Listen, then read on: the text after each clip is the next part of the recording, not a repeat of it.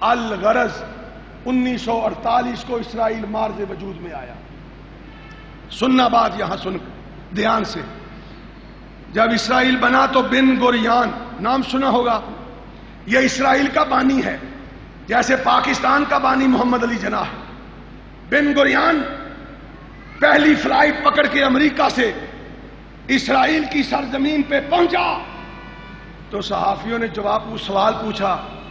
کہنے لگے بن گوریان ہمارا سوال ہے، تیرے دائیں بھی عرب، تیرے بائیں بھی عرب، تیرے سامنے بھی عرب، تیری پشت کے پیچھے بھی عرب، ایک چھوٹا سا تو نے ملک لے لیا ہے، تو کیسے سروائیو کرے گا؟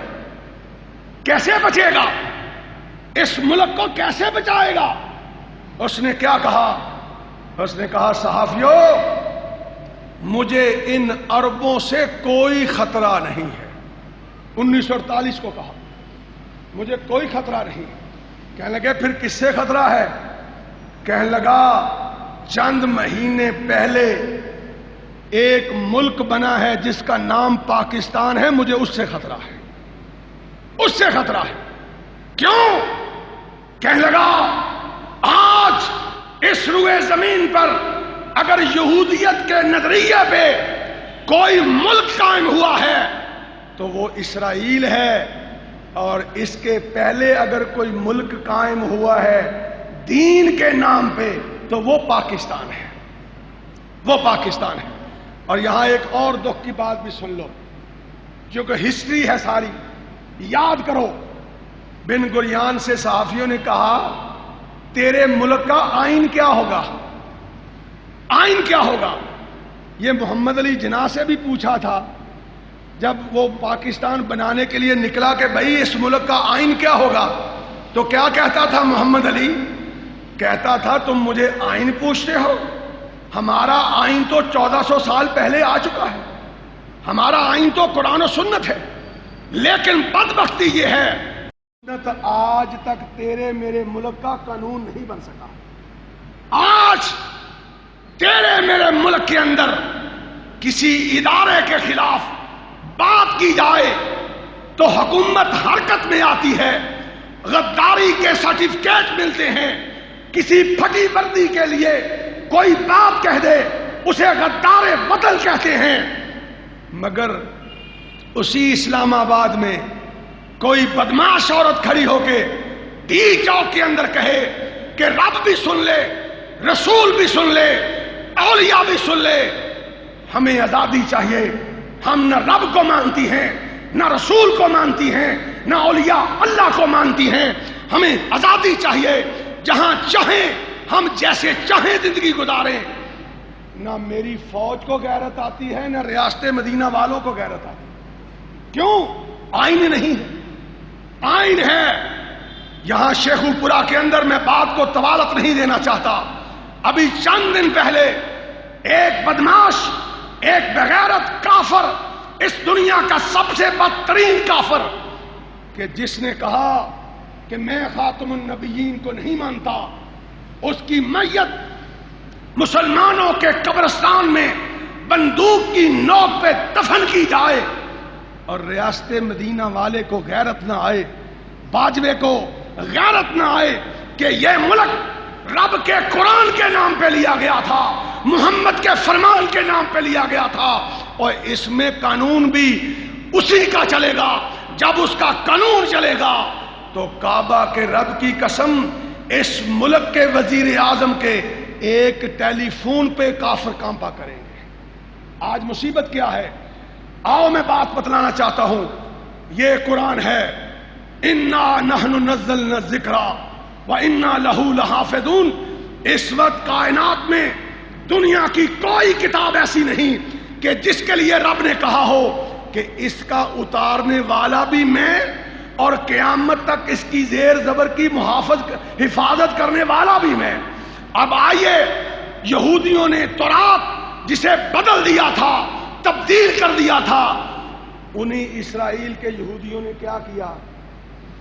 انہوں نے اپنے بڑے بڑے مولویوں سے پوچھا، ہاں بھی تو بتلا تجھے کتنی یاد ہے، تجھے کتنی یاد ہے، تجھے کتنی یاد ہے؟ ان سب سے سنا، اسے لکھا، اس کے اوپر تورات لکھ دیا، اور اسرائیل کے بن گریان نے کہا ہمارا کوئی آئین نہیں ہوگا، ہمارا آئین تورات ہوگی، جھوٹی، تبدیل شدہ۔ ہائے زمین پھٹ کیوں نہیں جاتی، آسمان ٹوٹ کیوں نہیں جاتا؟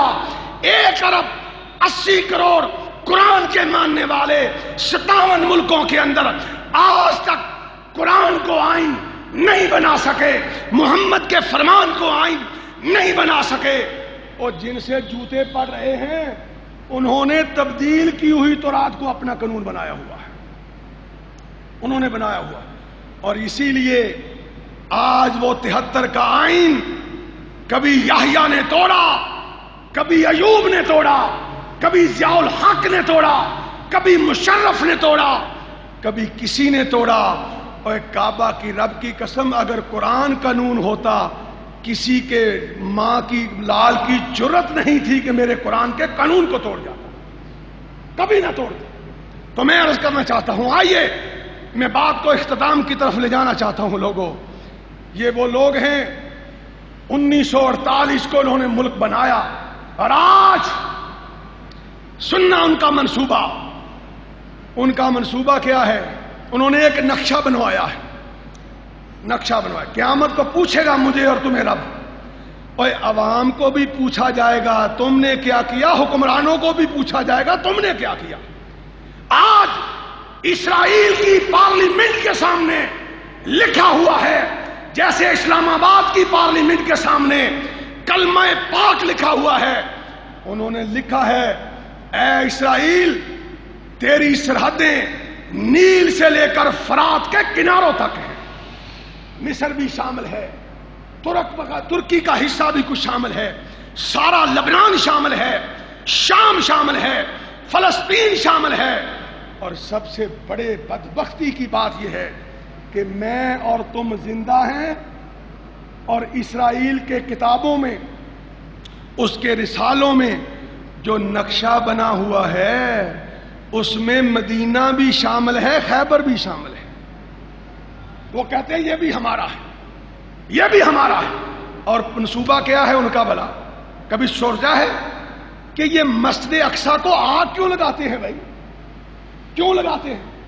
کیونکہ سننا بات، اقصیٰ مسجد مسلمانوں کے لیے بھی محترم ہے، عیسائیوں کے لیے بھی محترم ہے، عیسیٰ کی پیدائش وہاں ہوئی تھی، مریم علیہ السلام اس کا حجرہ پاک بھی اسی مسجد کے ساتھ تھا، عیسیٰ کی پیدائش اقصیٰ کے ساتھ ہوئی، داؤد علیہ السلام اقصیٰ کو آباد کرتے گئے، سلیمان نے اقصیٰ کو آباد کیا، یوسف اقصیٰ میں آئے، اسحاق اقصیٰ میں آئے، یعقوب اقصیٰ میں آئے، اور مسلمان جو تجھے اعزاز ملا ہے وہ نہ یہودیوں کو ملا ہے نہ نصرانیوں کو ملا ہے۔ کبھی سوچا ہے تجھے کیا اعزاز ملا ہے؟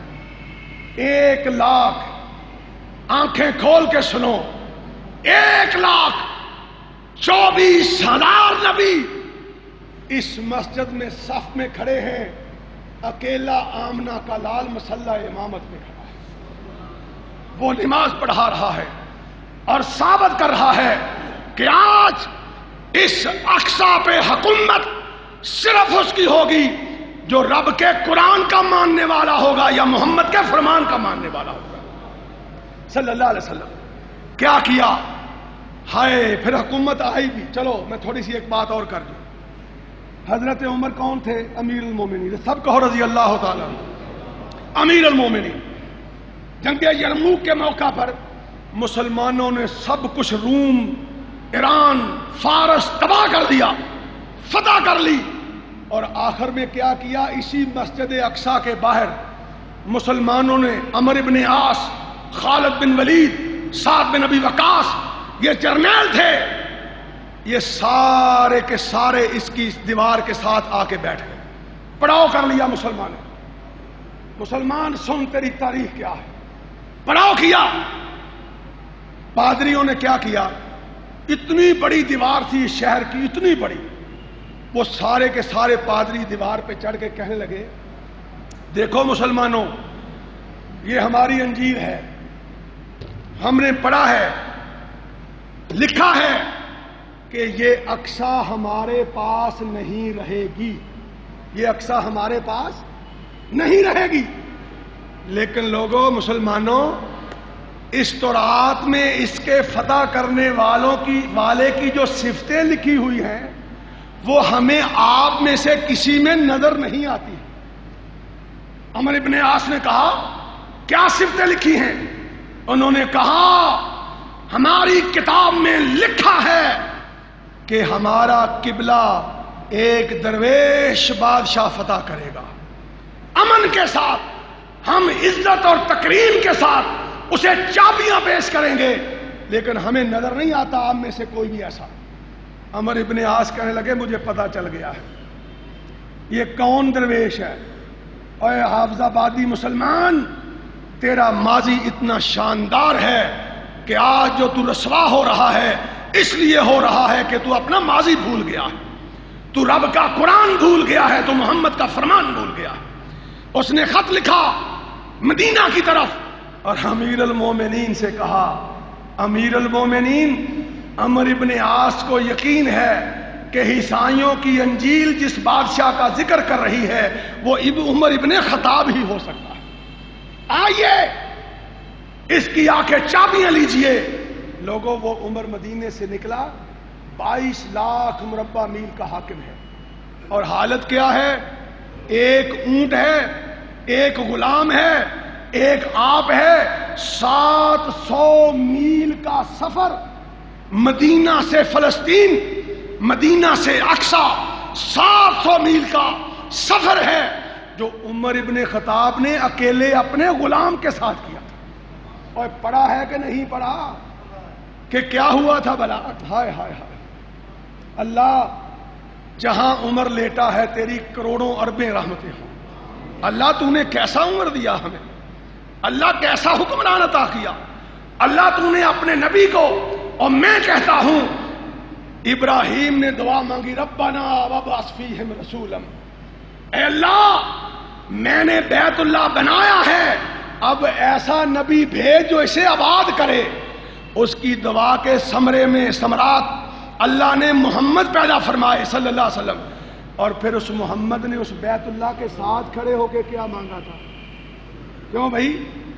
اس محمد صلی اللہ علیہ وسلم نے جو بیت اللہ ابراہیم نے بنایا اور بنانے کے بعد آسمان کی طرف اپنا چہرہ اٹھایا اور مانگا اللہ میری نسل سے اب اس بیت اللہ کا امام بھی پیدا کر دے، رب نے پیدا کر دیا، نام محمد رکھا صلی اللہ علیہ وسلم۔ اور پھر اس محمد نے کیا کیا بلا ہے؟ اسی بیت اللہ کے پاس کھڑے ہو کے کہا اللہ عمر دے دے، ہائے ہائے اللہ عمر دے دے۔ ابراہیم نے مانگا، رب نے محمد دیا، اور محمد نے مانگا، رب نے عمر عطا فرمایا رضی اللہ تعالیٰ عنہ۔ کیا کیا؟ سفر کیا۔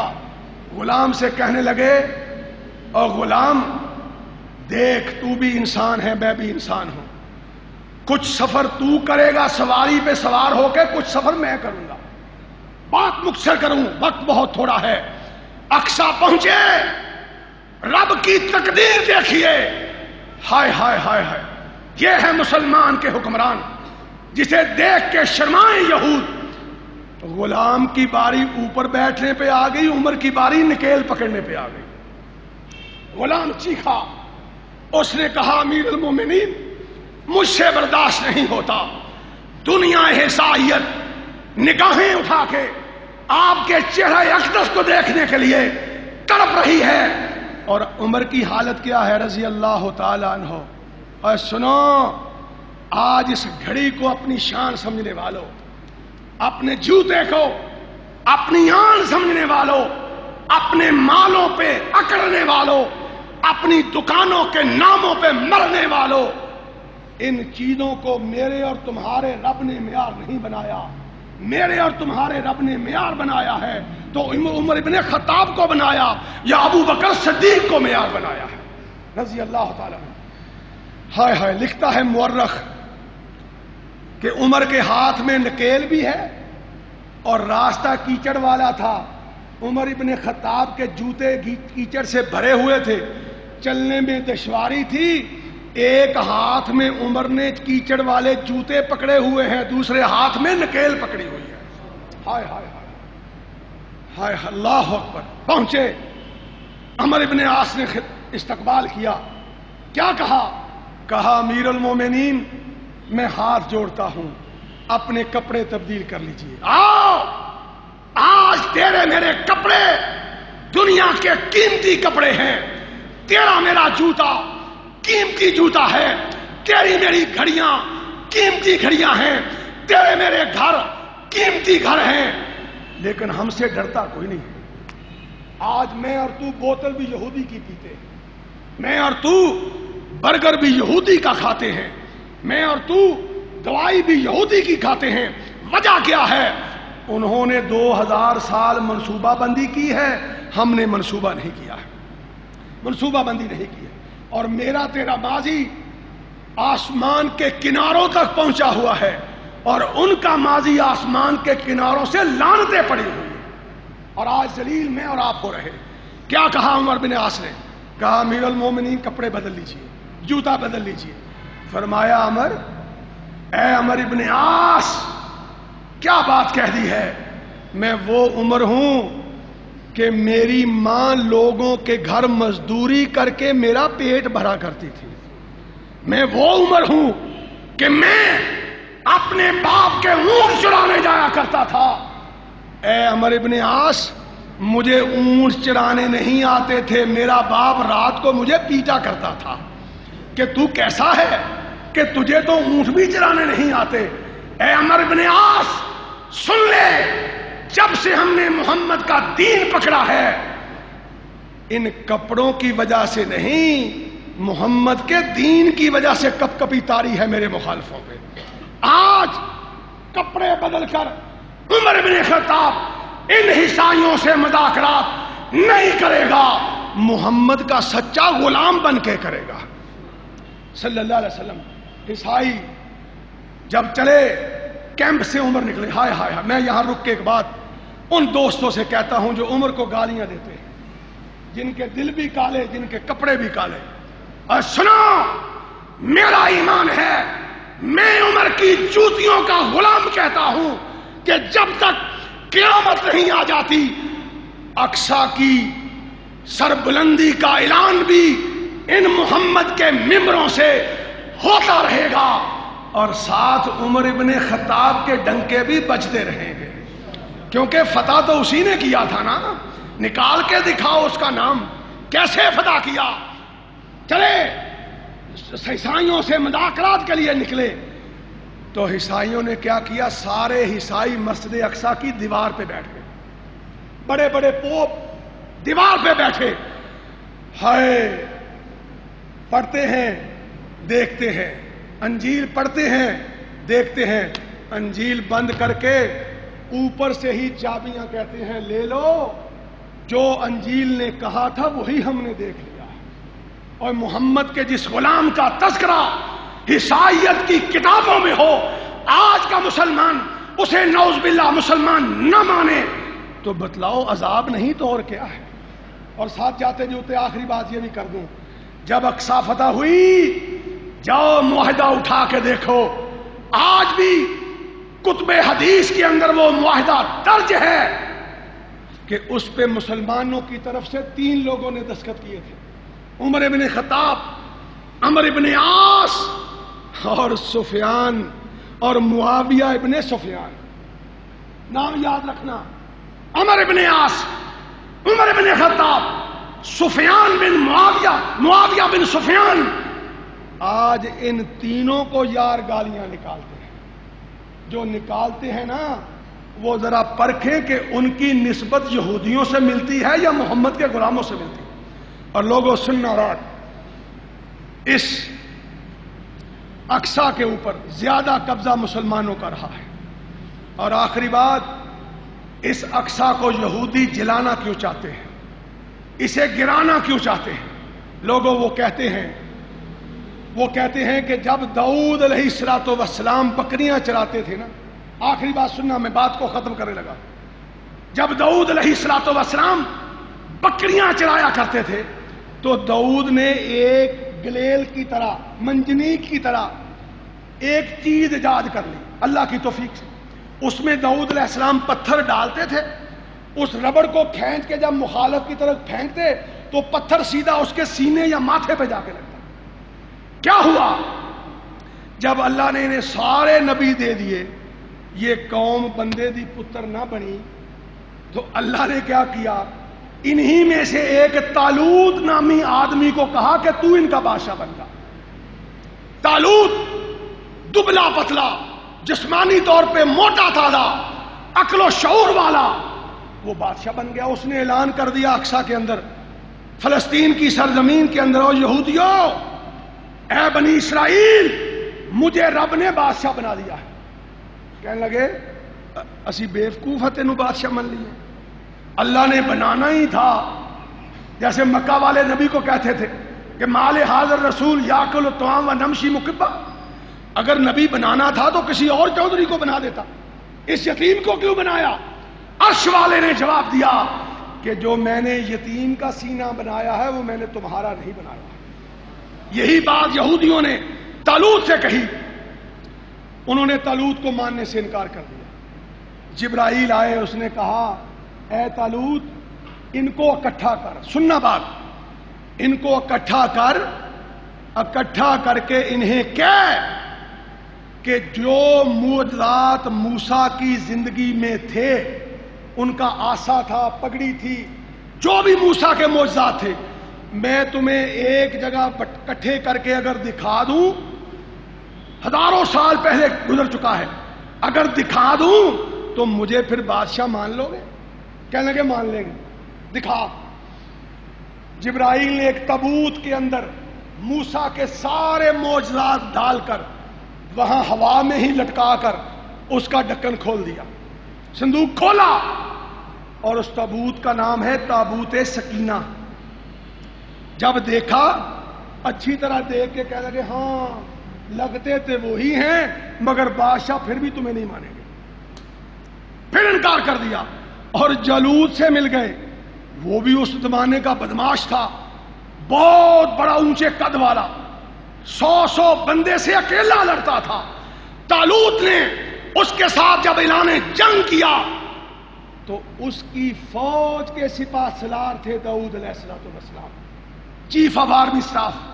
داؤد آئے، فوجیں اکٹھی کی، پتھر ڈالا، انہوں نے پتھر پھینکا، سیدھا جالوت کے سینے میں لگا اور جالوت مر گیا. اللہ نے طالوت کو فتح دے دی. اب یہ بدبخت کہتے ہیں، یہ پٹی ہوئی قوم، یہ رب کی باغی قوم اس منصوبے پہ کام کر رہی ہے کہ جو ہیکل سلیمانی تھا نا، جو سلیمان علیہ السلام نے بنایا تھا، اس کی بنیاد میں وہ تابوت سکینہ پڑا ہوا ہے. ہم عبد الملک بن مروان کے زمانے کی بنی ہوئی مسجد کو گرائیں گے اور ہیکل سلیمانی کو نیچے سے نکال کر اس تابوت سکینہ کو اسرائیل کی پارلیمنٹ کے اندر رکھیں گے. کہتے ہیں جب تابوت سکینہ مل گیا پوری دنیا پہ ہماری حکومت قائم ہو جائے. جیسے اللہ نے طالوت کی مدد کی تھی، اللہ معاف کرے، اسی طرح ہماری مدد بھی رب کرے گا. اس لیے یہ اس مسجد کو گرا کر اوپر سے ہیکل سلیمانی اکھاڑ کر نیچے سے تابوت سکینہ سوچتے ہیں کہ نکالیں. لیکن اہل حدیثوں، اہل سنت، دیوبندی، بریلوی، مسلمان بھائیوں، یہ ساری منصوبہ بندی زمین کی ہے. یہ ساری منصوبہ بندی، عرش کی منصوبہ بندی کوئی اور ہے، آسمان والے کی منصوبہ بندی کچھ اور ہے. اس کی منصوبہ بندی کیا ہے؟ الاسلام یعلو ولا یعلی علیہ. اے محمد کے ماننے والوں صلی اللہ علیہ وسلم، سن لینا، جو میں نے تمہیں اسلام دیا ہے وہ کسی ملک کی اسمبلی سے پاس نہیں کروایا، وہ کسی مخلوق کو اکٹھا کر کے نہیں بنوایا، میں نے آسمانوں کی بلندیوں سے نازل کیا ہے.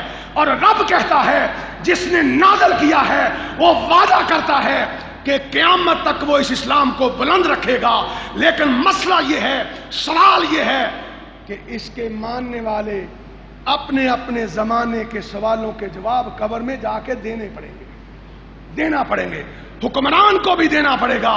آؤ آنکھیں کھولو، اس ڈگر پہ چلو، اس راہ پہ چلو جس راہ سے اسلام بلند ہو جائے، اس راہ پہ چلو جس راہ پہ اسلام کے ماننے والے کی عزت بڑھ جائے۔ عوام بھی چلے، حکمران بھی چلیں۔ آج اگر حکمران فیصلہ کر لیں 57 ملکوں کے کہ ہم میں جو 5-6 بڑے ہیں، پاکستان ہے، ترکی ہے، مصر ہے، ملیشیا ہے، بنگلہ دیش ہے، سعودی عرب ہے، آئندہ جمعہ یہ سارے حکمران مسجد اقصی میں پڑھیں گے تو بولو انقلاب آتا ہے کہ نہیں آتا؟ اگر یہ اعلان کر دیں کہ آنے والا جمعہ ہم وہاں پڑھیں گے، دنیا کی کوئی طاقت انہیں روک نہیں سکتی ہے۔ اور فلسطینیوں کو بھی احساس ہوگا کہ اگر ہم مسلمان ہیں تو ہمارے پیچھے بھی کوئی زندہ ہے۔ جو کرتوت، جو حالت وطن کے نام پر، ملک کے نام پر، مٹی کے نام پر میں نے اور تم نے یا ہمارے حکمرانوں نے بنا رکھی ہے، آج میری بات نوٹ کر کے جانا، قیامت تک میں اور آپ اور حکمران اس مٹی کے لیے لڑتے لڑتے لڑتے مر جائیں گے۔